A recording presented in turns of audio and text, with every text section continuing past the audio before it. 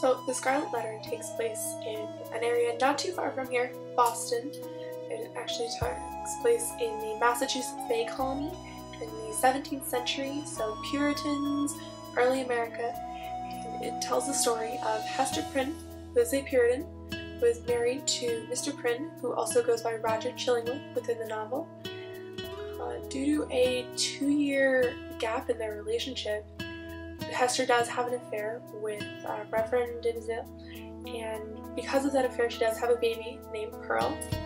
Unfortunately for Hester, she lives in a culture and a period where religion is very strict, traditions are very high, and God's law and man's law are kind of intertwined.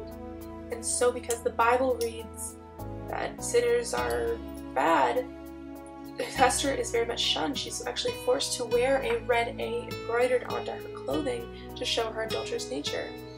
Now, this hatred stems a lot from the culture surrounding the Puritans. They were very traditional, very strict, they believed heavily in their religion. Their religion was their life, and so to have a sinner amongst them, that didn't help. It also had to do a lot with the role of women in that time frame. Women were considered possessions. They were not equal. They hadn't gone through that gender equality movement yet.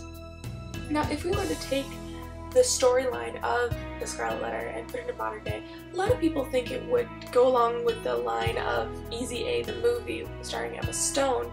However, that movie is very dramatized and very Hollywoodified. We look at the reality is modern day we have people with wedding cake for divorces, politicians with love children, and really they're not criminals. We have stalkers who would be the biggest criminal within this novel. A theme element within this novel could be feminism. One of the things that we see within the novel is that Pearl, who is a very rambunctious, very headstrong little girl, is considered a devil child. And we also see the flip side of that with Roger Chillingworth and Reverend Dimmesdale being very much cowards. They're afraid to come out into society and prove who they are, both as a lover and as the husband, take off their masks. Another theme that we see is that element of justice. The Puritans looked for justice very heavily, however they really didn't look for truth. They saw the law of God as their justice, and that could really explain the fate of Roger Dimmesdale.